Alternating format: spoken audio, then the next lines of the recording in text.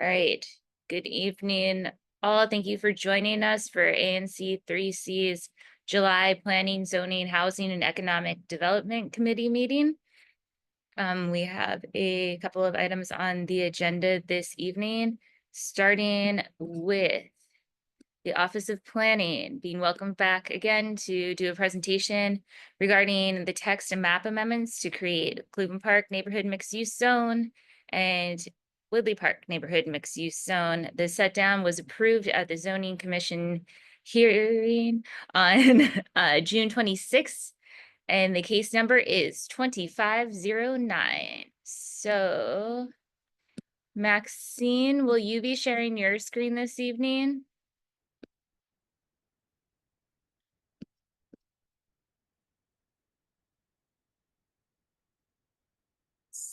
Oh, Maxine. She's on mute. Here. She's muted. Okay. All right, can you hear me now? Yep. Yeah, I had sent you the presentation. If you don't want, I can share. It might be easier if you share it since I have to Okay, all right. people on the Zoom too. All right. Appreciate it, though, that you sent it. Thank you. Okay. Share.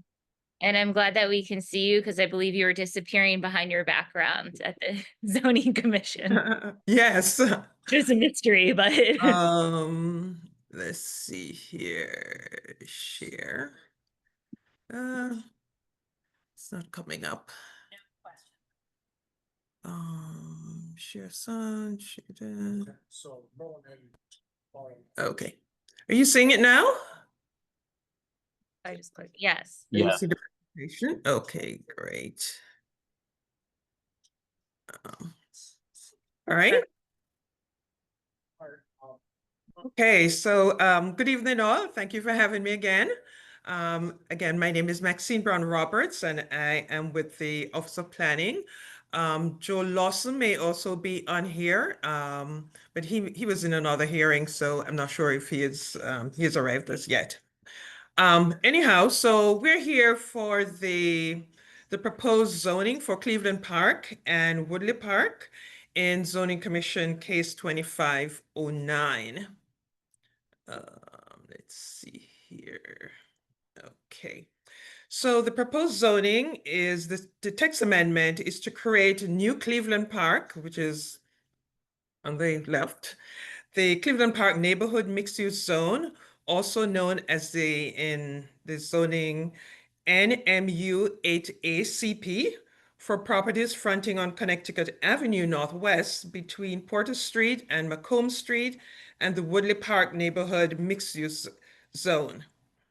And also the Woodley Park Mixed Use Zone would be NMU 9AWP for properties also fronting on Connecticut Avenue between Woodley Road and Calvert Street. In both of these areas, there are a few properties which also front on some side streets, and they're also included. And the proposal also recommends a map amendment to map these zones.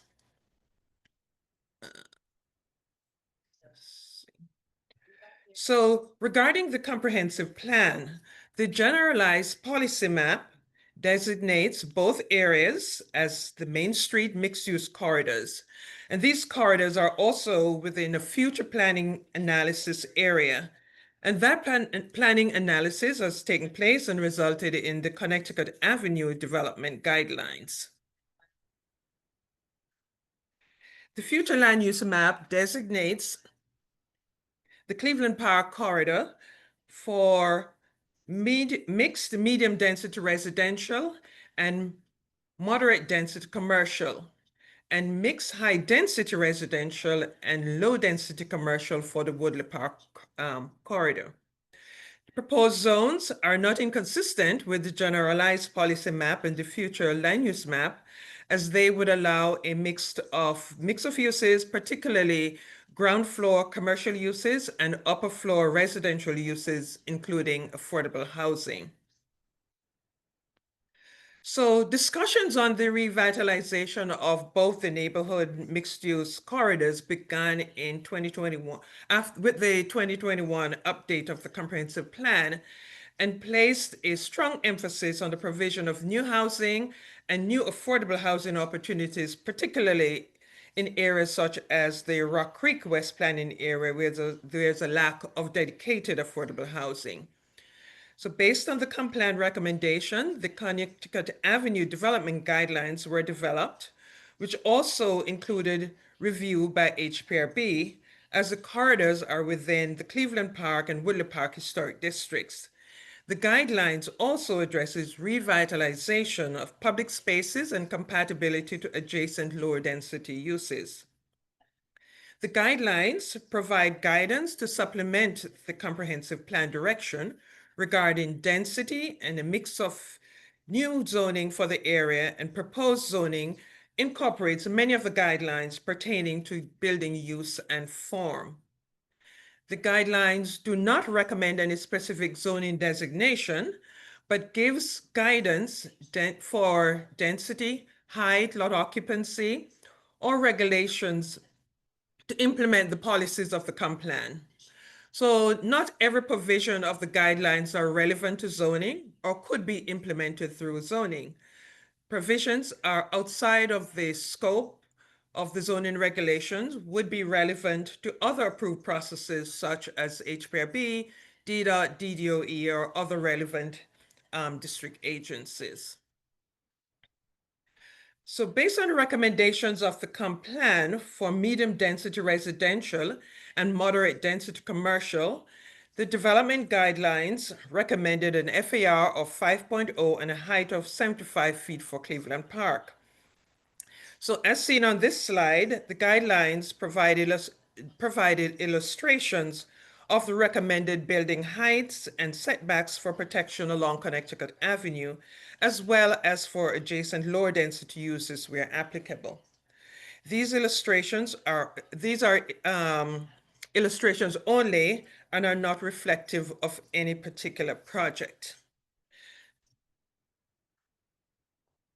Similarly, in Woodley Park, where the comp plan recommends high-density residential and low-density commercial, the guidelines recommended an FAR of 6.0 and a height of 90 feet on the west side of Connecticut Avenue, which addresses the triangular area bounded by Connecticut Avenue, 24th Street, and Calvert Street.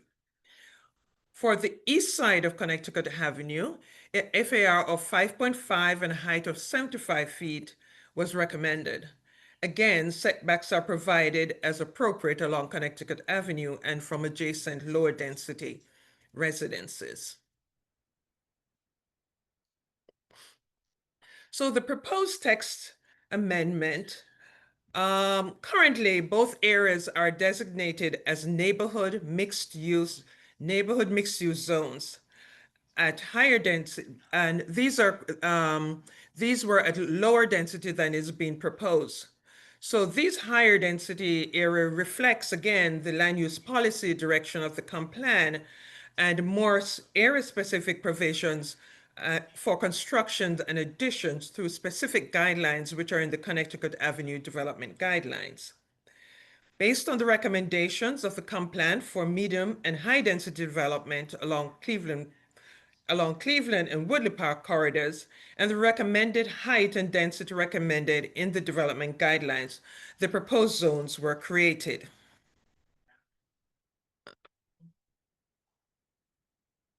So for Cleveland Park, the NMU8 ACP zone is based on the MU8 zone and would allow a mix of medium density residential and moderate density commercial uses, which is generally ground floor retail and residential above, with a total FAR of 5.0, subject to IZ plus and a height of 75 feet. Rear yard setbacks were also recommended to protect the adjacent residential uses along with the base MU8 development standards. So as you can see on the slide, on the column that says proposed NMU8 ACP zones, we have the 5.0 FAR, 2.0 for maximum for non-residential uses, is 75 feet that should be maximum building height, and 15 feet of penthouse and mechanical space. There is no FAR. There's no lot occupancy dictated for the residential or for non-residential use. However, as you can see, for the minimum rear yard setbacks above 40 feet, the building has to be set back. And so that sort of reduces the lot occupancy for the residential areas, and also sort of provides a setback that is necessary from the adjacent residential uses where appropriate. There's no recommended side yard usually in these higher density zones. Okay. Oh, Maxine, I'm sorry to interrupt you, but if you can go back to that and just GAR might be a little bit of an unfamiliar term to some of those on, and also a concern. It's green area ratio. Green area ratio. Yeah. And we're proposing a text amendment that may come out, but I think that with the setbacks, and the different things that are included in JR at the development stage, that we take care of. Okay. And like that green area ratio is also covered by stormwater, DOEE. Yes, it is stormwater also covered, right? Yes, under requirements. their So review. it kind of, yeah, it's Yes. covered. There will still be green areas. Yes, yes, Okay, yeah. cool. Those things are going to be recommended by and reviewed by DOEE. Yes. Sorry to interrupt, but Bob, do you have a question on a similar topic? On that topic, just so I'm clear, I mean, obviously, if you have 100% allowable lot occupancy, does the GAR apply to like green roofs? Is that what it's supposed to Yes, include? Okay. yes. So GR can be provided in a number of ways, and green roof is one. Thanks. Thank you. Okay. So the next slide is for the Woodley Park area, which is the NMU 9A WP zone. Again, it's based on the MU 9A zone and would allow mixed-use high-density residential, low-density commercial with a FAR of 6.0 and a height of 90 feet on the west side of Connecticut Avenue, with rear yards, and then on the east side would be 5.5 and a height of 75 feet. And on the east side, there is the rear yard setback also to protect residences in the lower density to the east. On the only portion of that the 90 feet is applicable to is the triangular area, which is bounded by 3 streets. And so we didn't usually, for those, doesn't have to provide a rear yard. They're also adjacent to higher density zones. So so that was not something that was recommended, except that we have one in one of the, well, that's the whole square there that that we had some setbacks above 40 feet. So, okay. So the new zones also included some design guidelines provisions. So we allowed for the additional non-FAR to give some flexibility to encourage commercial uses on the lower floor. So we can have, if we have a, depends on the type of maybe commercial or retail use that needed some extra space, they could also go up to the second floor. So they have that flexibility. Again, the penthouse and penthouse mechanical space is limited to 15 feet. There are transition and compatibility requirements to address relationships between the new development and adjacent low development, low density residential uses. At least 75% of the front facade at any new building should be at the front property line. Those are along Connecticut Avenue.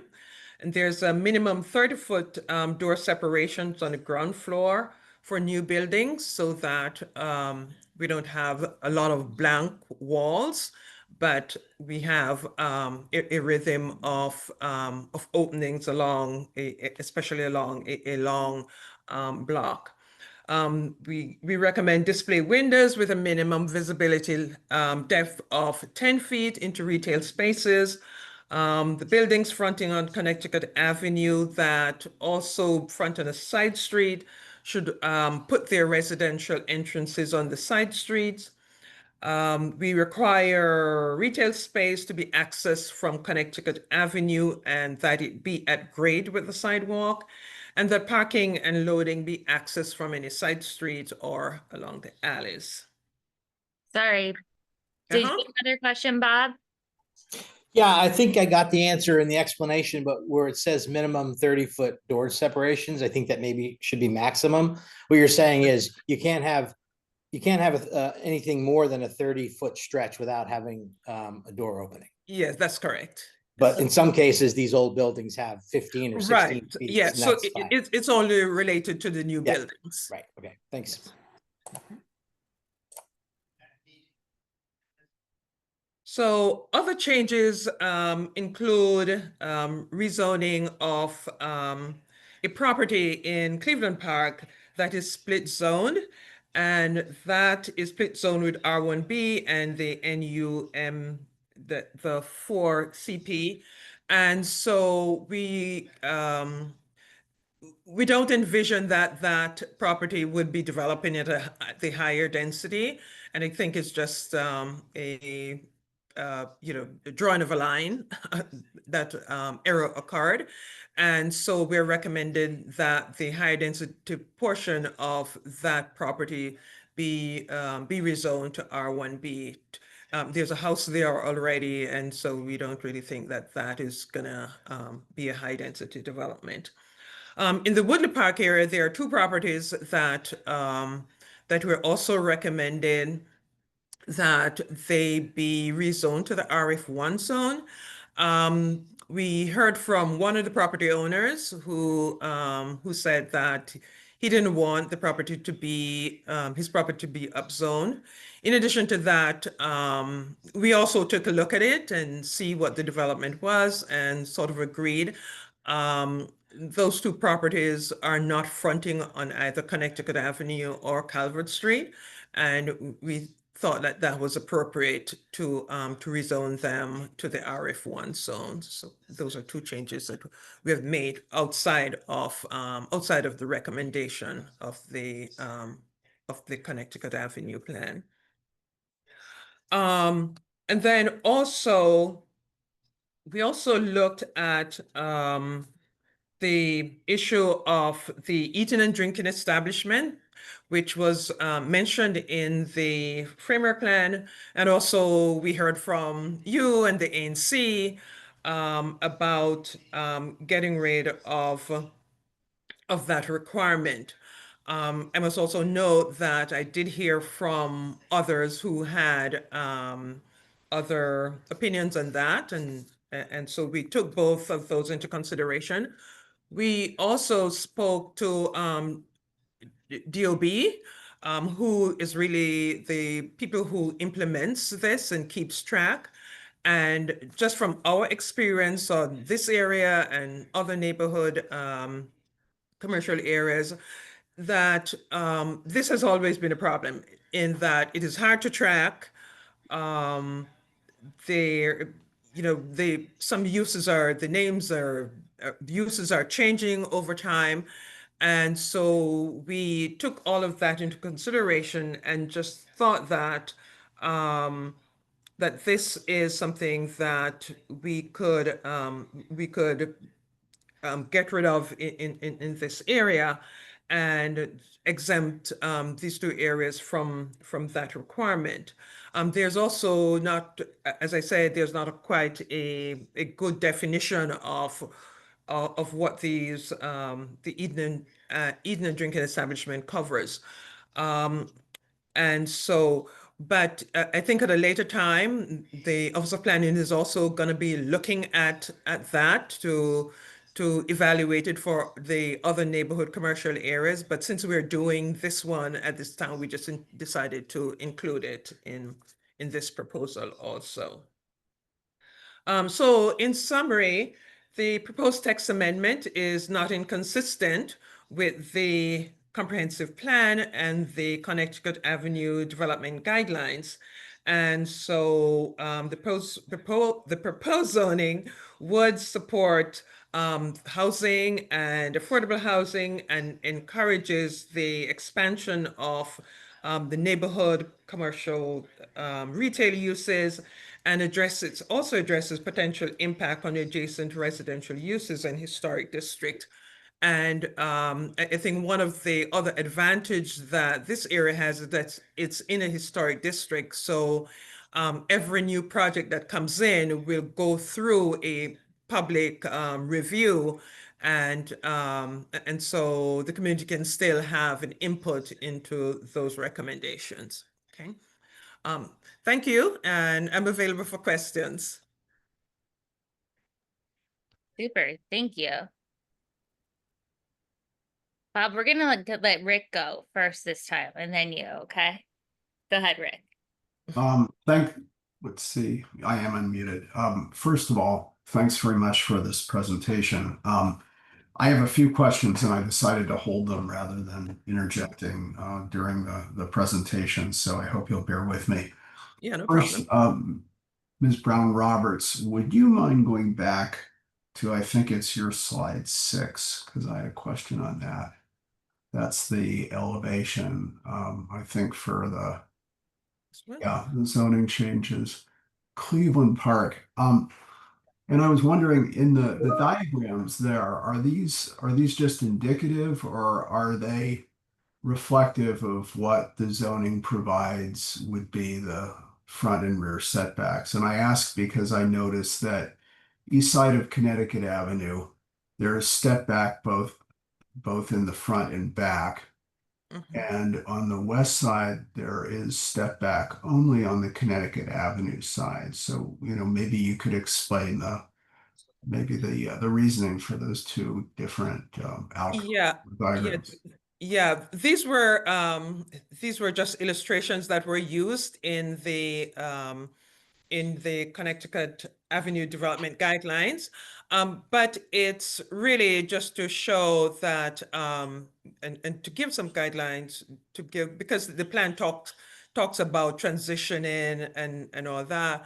So this was just to give some indications of how a building may look with some of the setbacks. In the one on the east side, you can see the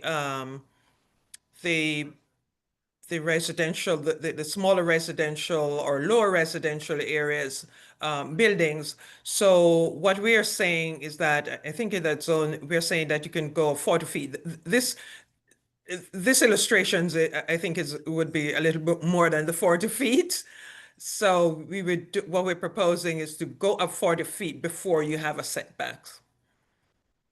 Okay, but on the west side, if the buildings adjacent are similarly low scale, would you expect to see the same kind of step back treatment rear? Yes, we're recommending the same sort of setbacks there. Okay. Yeah. All right, thanks. And then I think on slide 9, if you just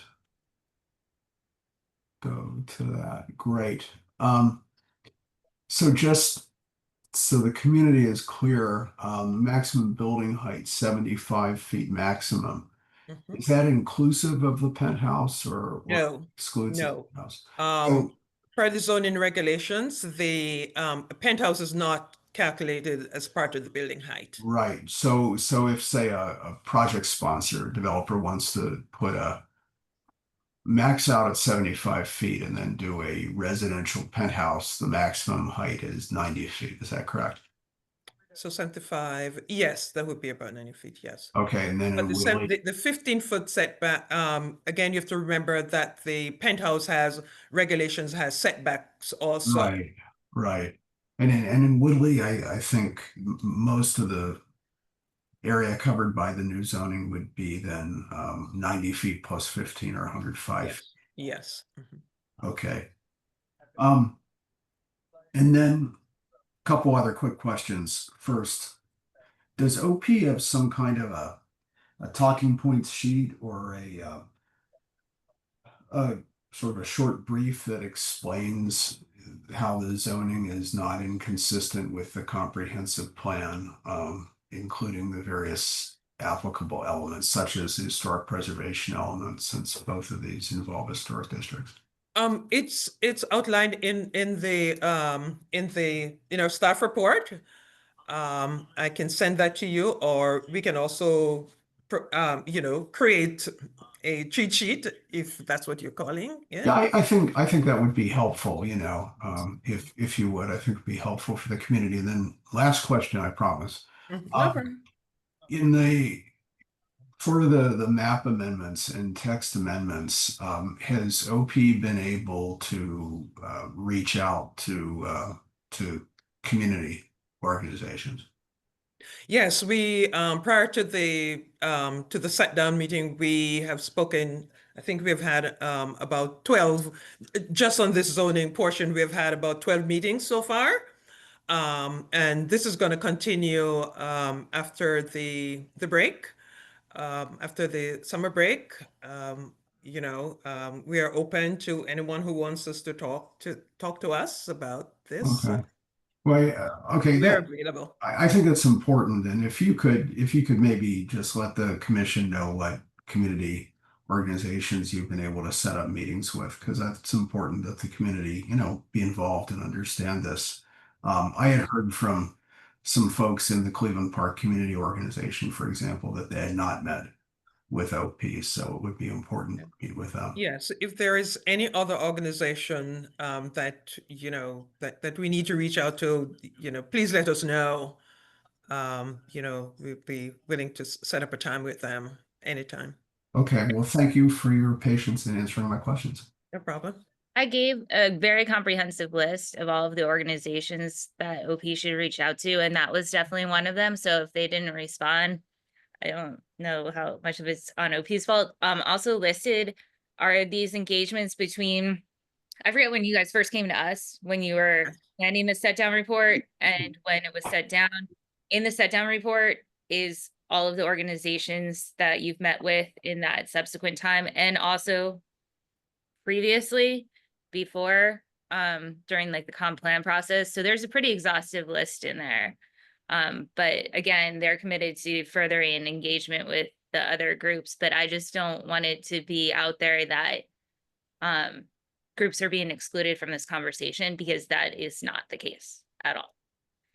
And the other thing I wanted to just clarify with the penthouse height, it's not a bonus density of like an extra 15 feet. That is required to be set back significantly and not be visible from the street at all, correct? Yes, there's a setback requirement for the penthouse. Yes, from Okay. the edge of the building. Yes. So it's not bonus density. No. Okay. And for the majority of use cases in this day and age, that is for mechanical equipment, such as to get the elevator clearance, so the elevator goes up to the top floor and whatnot. Yes, but it also, it can have, if a developer wishes to have habitable space there, if they can accommodate both, that's part of it. But there are also requirements that goes along with that. For providing additional affordable housing is connected to that also. And you still have to get your elevator up there. So You still have to get your elevator up there, yes. yeah, because that's a requirement of having occupiable penthouse space. All right. Glenn, I thought you had your hand up briefly and then put it down. Did you want to go, or should we go to Bob and then John and then Adam? I was just going to try to respond to one of the things that about the building height that I thought we had talked about previously, where on the west side of Connecticut, there's a pretty steep hill, and I think that contributed to the thinking about setbacks. I can be wrong about that, but that was my recollection. Anyway, go ahead. You can move on. Sorry, we are talking about height those now, so it's kind of relevant. Okay. In Woodley Park or Cleveland Park? That was in Cleveland Park, I believe. Okay. This is your question for me? Yes. Can you repeat it? Sorry, I didn't quite get it. No, well, I think you had answered the question uh, about the setbacks, the rear setbacks on the west side of Cleveland Park. Mhm. In my recollection of an earlier meeting, part of the reason the diagrams didn't show a setback, and I can be wrong about this, but I Mhm. thought that the logic was that there was a steep incline and like the topography changes quickly, Mhm. and that might be why a setback wasn't required. Perhaps I'm mistaken and misremember that. Okay, I can look into that to see. I think it's only in one street, one block. All right, Bob? Thank you. Yes, so my actually just on the community uh, outreach, page 21 of the Setdown report does have a list of this, and actually it says on June 16th that OP had a discussion with representatives of the Cleveland Park Community Association. And I know, Maxine, your office has been incredibly responsive. For example, when Cleveland Park Smart Growth reached out to have a meeting, that you were perfectly willing to, set that up. So if groups are out there who haven't heard about this, they should definitely reach out and set up a meeting. My question is about timing. Mhm. Now that the case has been set down by the zoning commission, when do you expect and I guess the next step is at least from the commission side, is a public hearing. When do you expect that to get scheduled?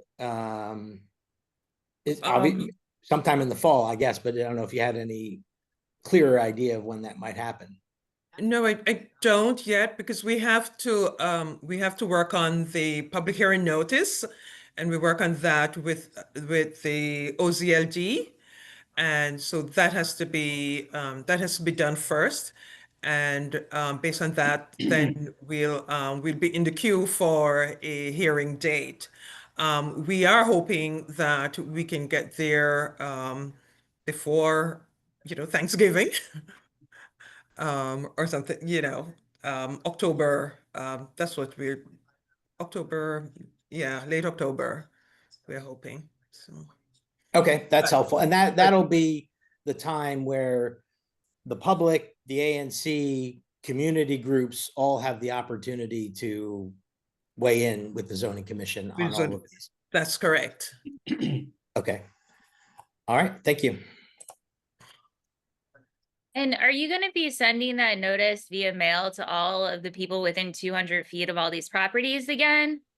Like you did the notice of the The set? notice is sent out by the Office of Zoning, and I am not 100% sure. I would get back to you on that. I'm not 100% sure. Yeah, uh, because if know that you uh, guys can't post this on these private properties, right, yeah. and that you got the waiver to advertise it, not Right. not doing it illegally. So Yes. yeah, so if people are looking for those placards, it's not going to be there, but we'll, as the ANC, we'll definitely be broadcasting it through our channels. John. Thank you. Hi, Maxine. Thanks for Hello. coming again, yet again. Had a small question about the eating and drinking cap. Mhm. I was interested that your Setdown report, it seemed to say that what's now the Department of Buildings kind of didn't know how to enforce it. It didn't know what an eating and drinking establishment was. So it hasn't been enforcing the limitation that's in the regulations now? I think they've been trying to do their best. But over the years, when we've had people who have come in, there's always been a lack of trying to figure out, um, what is existing, because there is a turnover of retail Sure. space, No. you know, is it, how long do they wait before the news, before, you know, they can qualify to say, well, that use went out and it's not coming back. So there are just a lot of things that they have been grappling with in trying to keeping track of the data of how much space is actually available.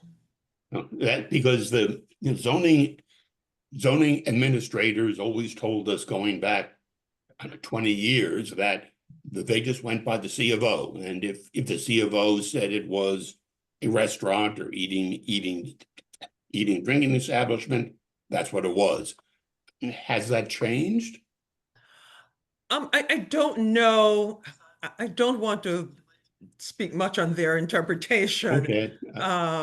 But what we, or what they've conveyed to us is that some of the new categories, you know, like a fast casual, that isn't, that was not something that was considered at the time.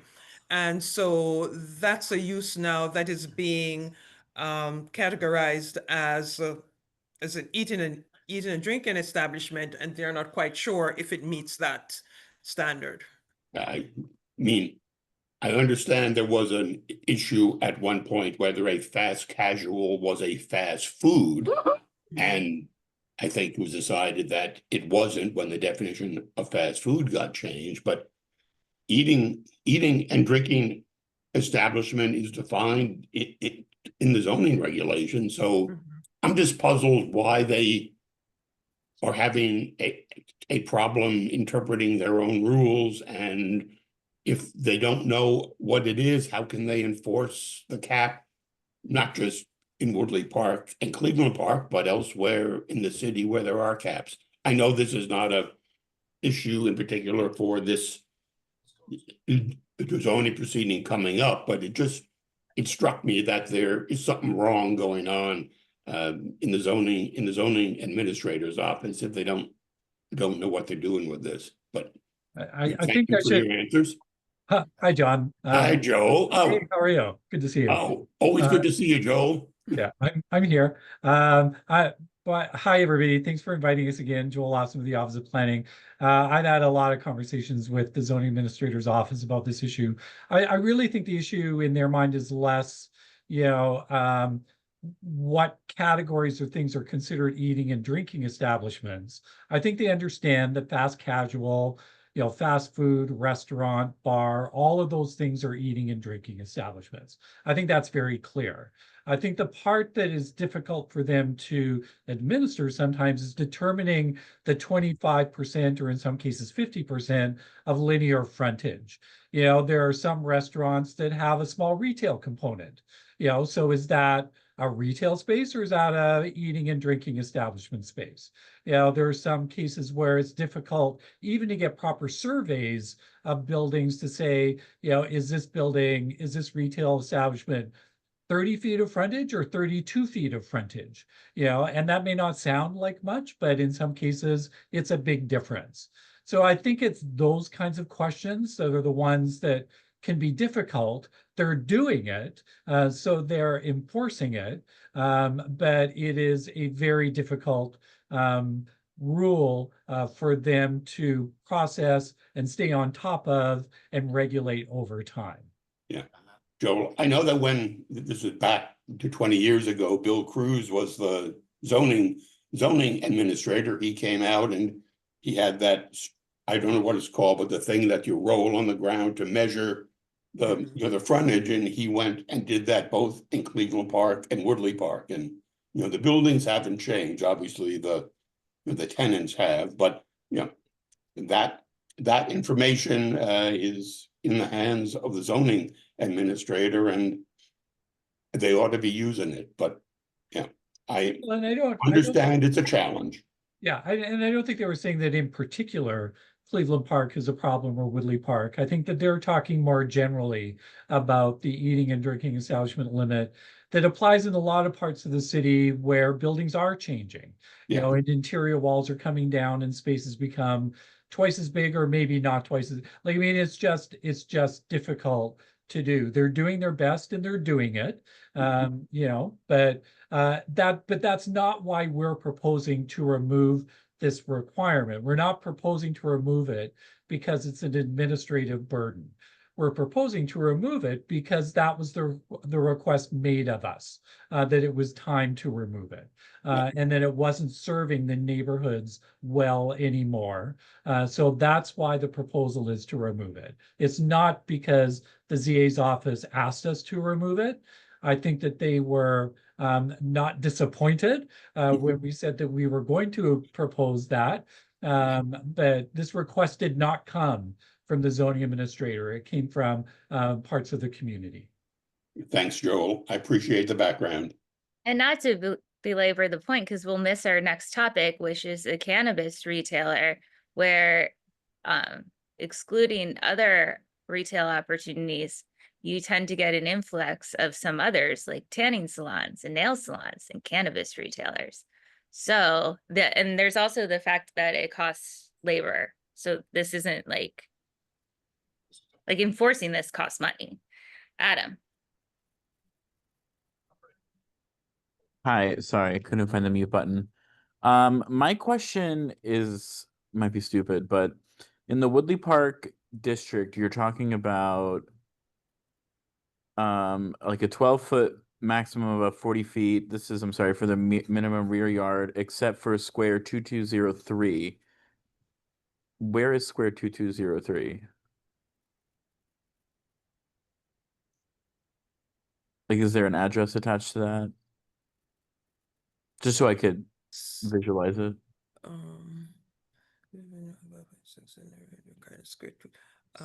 It's the, let me go back. It's this here. This is square Okay. 223. Okay, perfect. Triangle parcel. Oh, where it says square 22. Thank you. Can't read. I'm blind, so I'll blame it on that. No, it's really small. I'm sorry. Thank you. All right. Any other questions from anyone?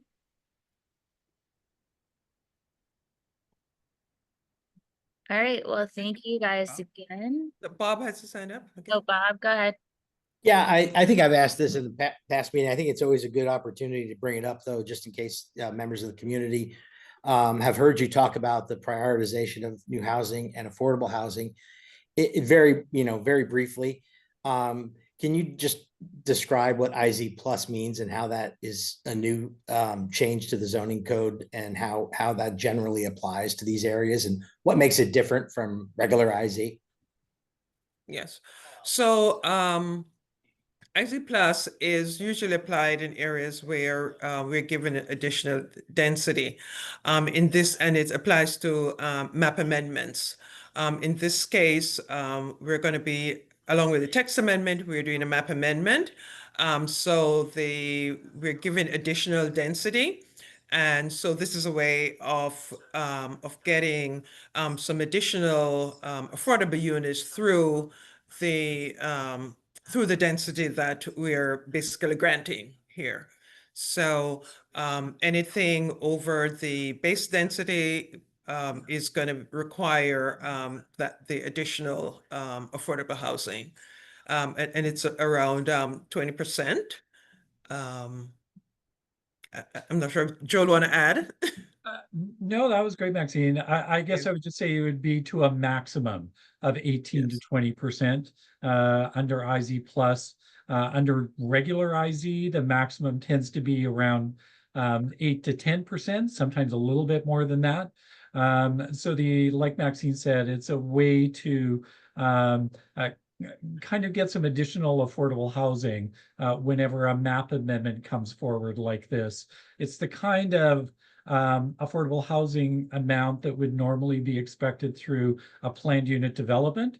But since we're going through a map amendment process in this case, it's just to kind of take the place of that. So it depends on how much of the density, the potential, if this is approved, and there is more potential density on these properties, the amount of IZ Plus will depend on the amount of that extra density beyond what they can do right now under the current zoning, how much of that a developer takes advantage of. The more density they take advantage of, the higher their IZ requirement will be. So in addition to there being more affordable units, just because there's more density, the more density actually triggers a higher percentage as well. That's great. Thank you so much. You're welcome.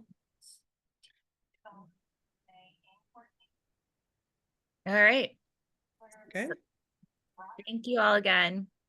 Okay. Thank you. Thanks for having us. Happy And- planning. And if there's any, any organizations or any group of people or anyone who needs additional information or need for us to come and speak to you about this, please let us know. Absolutely. Thank you. Okay. All right. Great. Good night. Good night.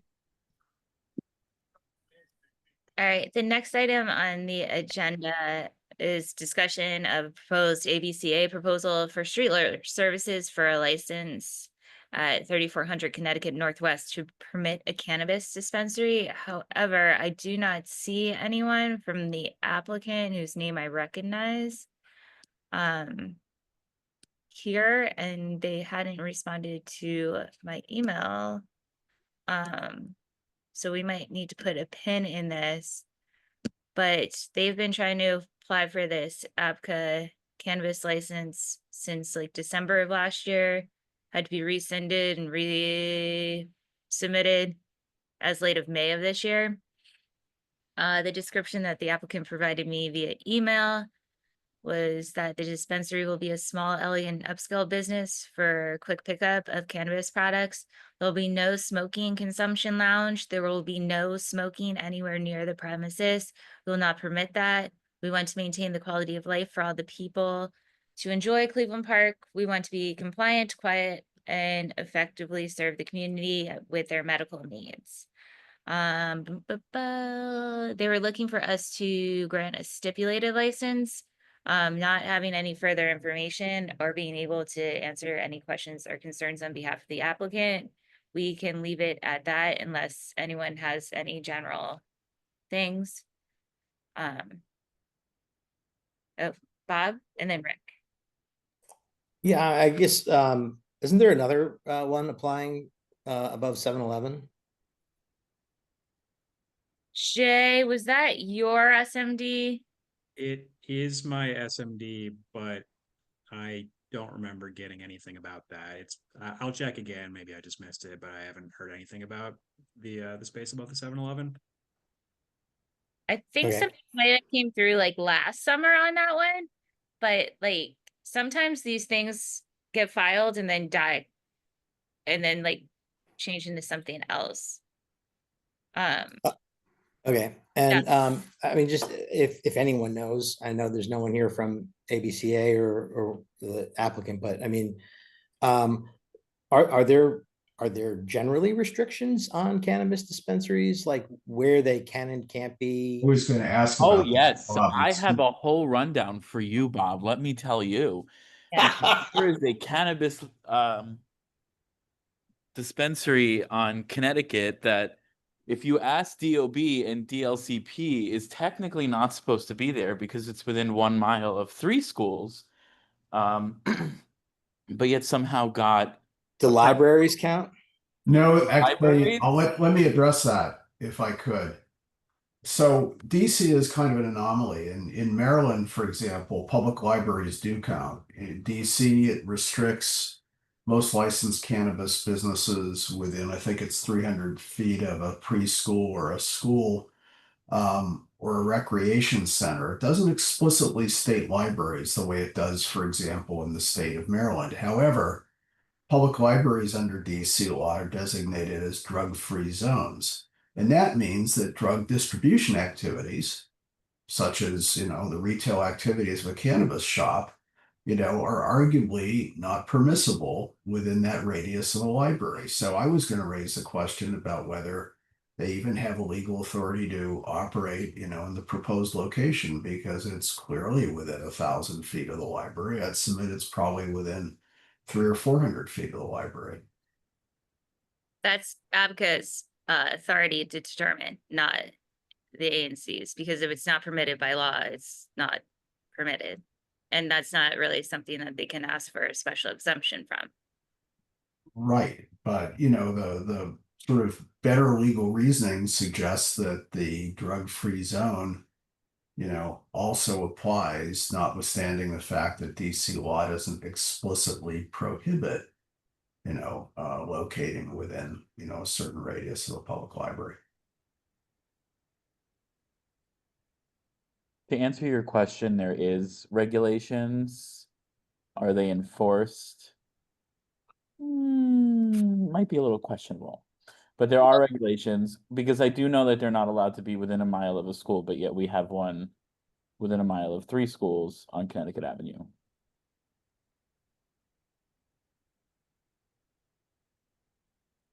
And people are welcome to sue and adjudicate that in a court of law, which is not here, where we don't do Oh, enforcement. yes. Yes. Like, so I just want to stay within our scope here, and we can ask that question to ABCA and their attorneys, who, you know, can further look into it if they haven't flagged it yet. But we have a whole ABCA 180-page handbook that we can also consult if that's something someone wants to do. Jay, because he's part of the commission, and then Cassandra. Yeah, just confirming for Bob's earlier question. I just flipped through my inbox. I do not have any mention of an applicant for the 7-Eleven space, so that might have been before my time. I actually think it kind of either was during the transition or right before then. Yeah. Cassandra? To Bob's question, ABCA let me know that they remeasured the distance between the one proposed above 7-Eleven and this one, and that they're within the legal limit.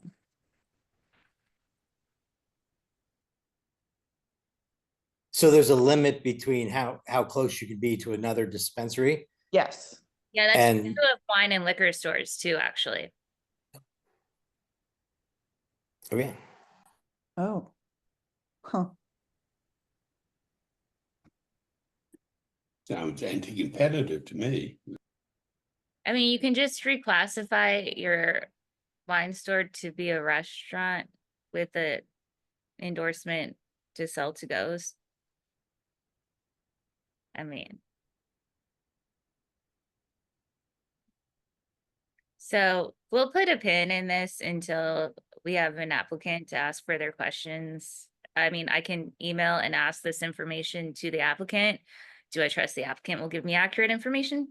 No, don't know the guy. But I just don't have enough facts to like then go on to go ask people at the agency.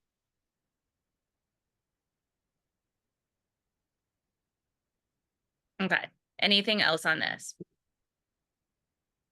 Super. Okay, so next up, we will further the discussion that we had started at our last public meeting on the discussion of benches along the Cleveland Park Promenade. So, Cassandra, I don't know if you want to share your screen and that map that you sent us about the location. And Dora had asked the question about the MOU, the Memorandum of Understanding, about who's going to take care of the benches. Yep. I just asked you for permission to share, and it looks like you gave it to me. So, let me start. Let's see. All right, can you see this? So, Cleveland Park Main Street got a grant from DSLBD called the Growth Fund Grant. We've already put in new pavers in the gardens. We're getting new awnings for most of the building, most of the businesses. And we reached out to UDC and asked them to work with their students and design a bench for us. So by a popular vote amongst a committee, the bench flow was the one that was selected. When we met with the Commission on Fine Arts, they suggested that we use this one bench and have 4 separate iterations of it. The entire structure is made from recycled plastic lumber, durable, eco-friendly. Let's see next. Each slat is CNC cut, whatever that means, to ensure precision and consistency. That would be bench number 2. Bench number 3, slats are all aligned and connected, hidden from view to preserve the clean lines of the design. The bench will be surface mounted to the site's existing concrete with bolts, and that would be bench number 4. That's the artist from UDC and her professor. Proposed location. So this is location number 1 in front of Yes Market. And there's the map, but you all know where it is. Proposed location number 2 is in front of Bank of America.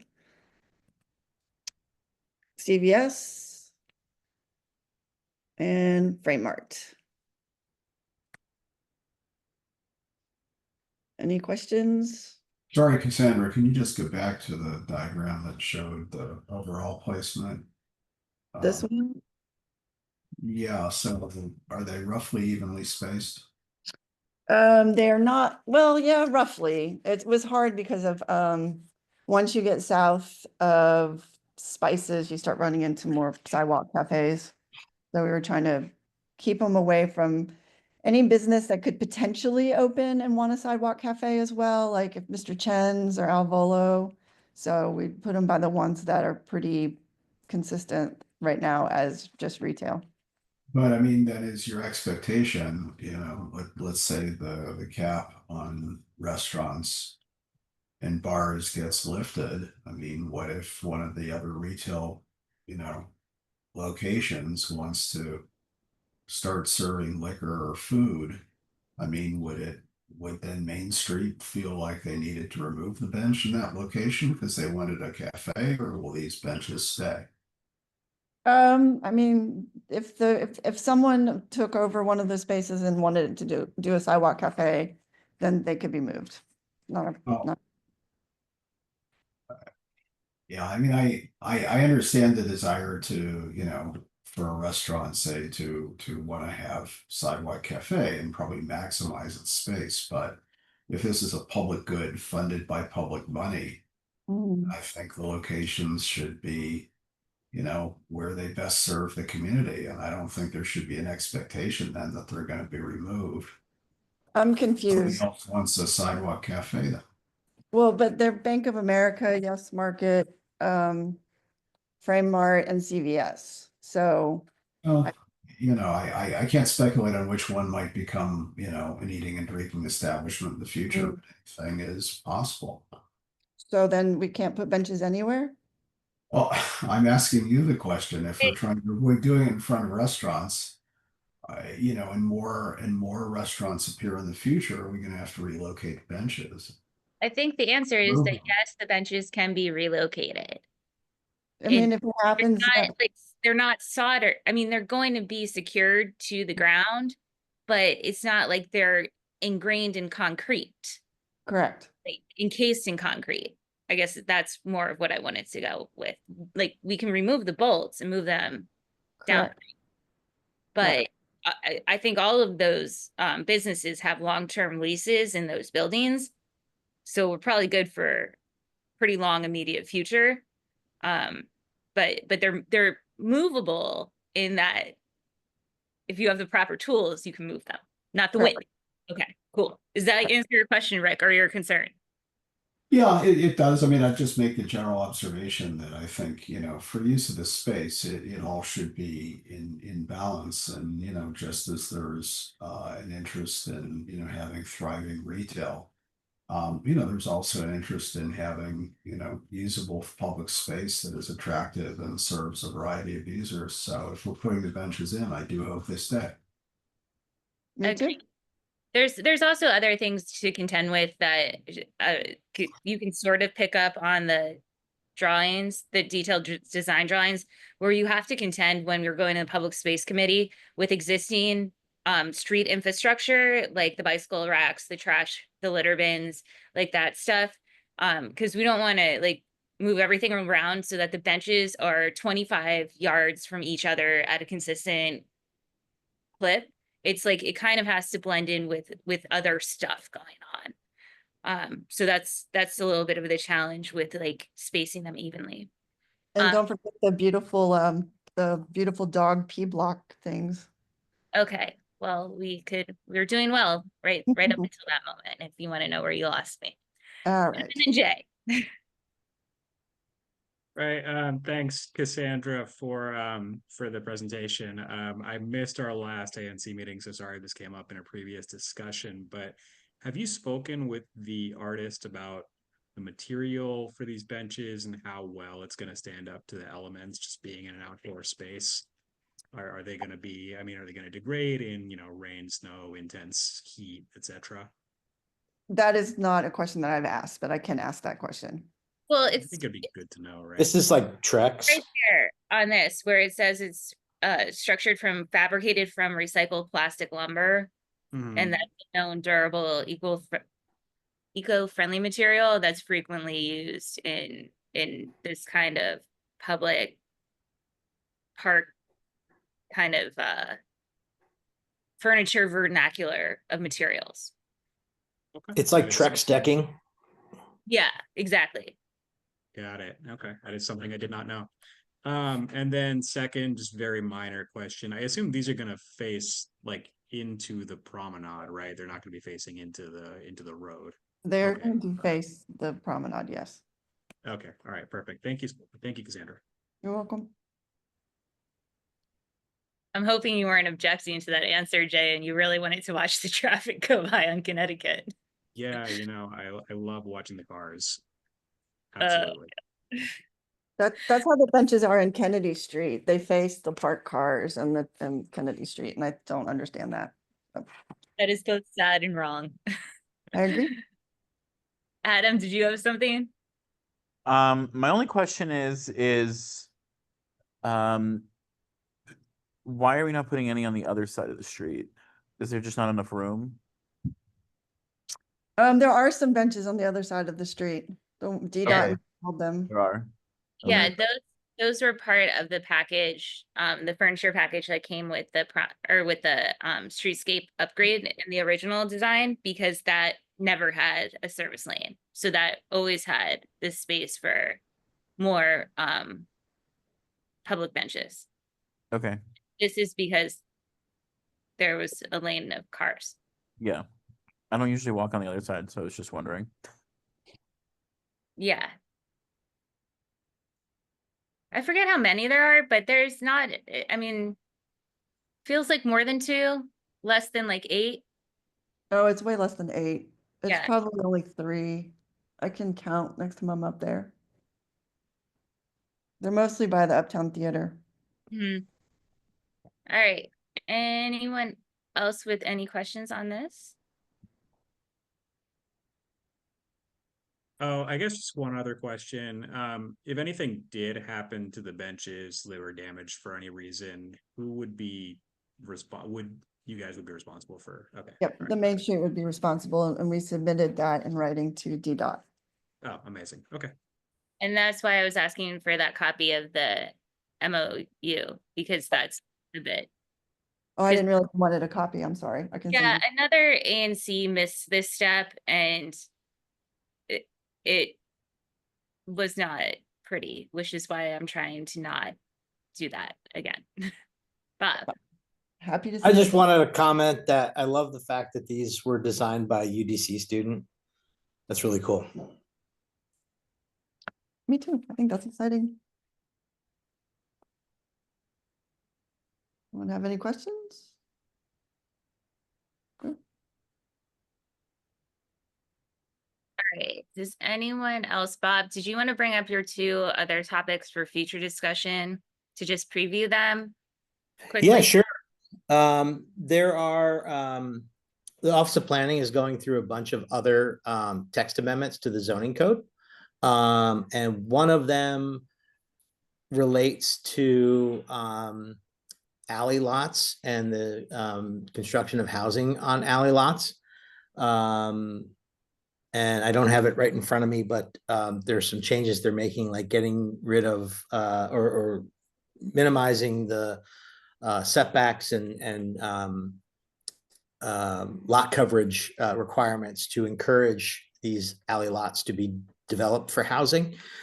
There was an analysis done by the Office of Planning and it was in their set down report when this was set down last month, that said there's, I think, 51 alley lots within ANC3C. So not a huge number, but not an insignificant number also. And it may be something that we, ANC3 may want to weigh in on when that goes to public hearing. And I don't think a public hearing has been scheduled yet. So that's another one that's probably going to be sometime in the fall. Bob, do you know where those alley lots are? I've asked. exactly? I mean, I couldn't find it in the set down report or the slides, but Same. And nor on opendata.dc.gov. And so I imagine the guy who wrote that set down report probably went through, you know, using some criteria on the GIS system to find these things. I've asked, I said, if you have a data set, could you share it? If you have a map where you've, you know, indicated where those lots might be, within ANC3C, could you send it? And I haven't heard back from that person at Office of Planning, so I'll follow up maybe Yeah, before our next meeting. because apparently most of these alley lots are in the old kind of, you know, in the row house neighborhoods in, you know, in Capitol Hill and Georgetown, and for me at least, it's hard to picture a whole lot of alley lots in the row house areas in 3C, but Well, so for somewhere. example, in Cleveland Park, there is actually a stretch of alley lots between Ordway and Porter, excuse me, Rodman and Porter. And in fact, a number of them have been developed into ADUs, and they are independent lots. There's actually alleys on both sides of these lots. But they're generally owned by the people who own the houses that front Rodman Street. So I mean, that's one example, and I'm guessing there are probably others that are kind of like that. Yeah. Okay. Thanks. But I'd like to see where they are too. So hopefully we can get that information. The other I've seen that map before. I just need to recall via what channel, then find it. Okay. I know it's like a little pocket up here in 3C, and then there's like a little squiggly part over behind Quebec House. It's like the smallest, most random thing. Okay. The other set of text amendments that OP just dropped on the zoning commission, they include a bunch of things. The things that I thought might be interesting for this committee to take a look at involved changes to the zoning code as it relates to accessory buildings. Back in the spring of 2023, ANC3C passed a resolution supporting some reforms to ADU construction.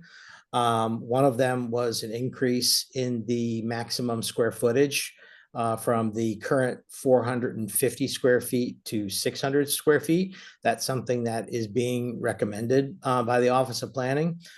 There were some other things in that resolution that need to go back and check to see how they match up to what's being proposed by the Office of Planning. They're changing, for example, rear yards and side yards for ADUs, whereas before they could sit at the back end of the rear property line. Now they're talking about putting it within the 25 foot rear yard, and then another 3 feet, unless the property backs up to an alley or a street. Anyhow, some things like that be worth getting some, you know, some thoughts from maybe Office of Planning on why they're recommending that, and what that actually does to increase housing production, which supposedly these changes are meant to encourage. So anyhow, those are the two basic zoning cases that are, you know, whether it's the next meeting or I think probably the one after would probably be fine too. They haven't been scheduled for a public hearing yet. Well, we don't have a meeting unless we have to have some sort of emergency one in August. So we'd probably take it up September.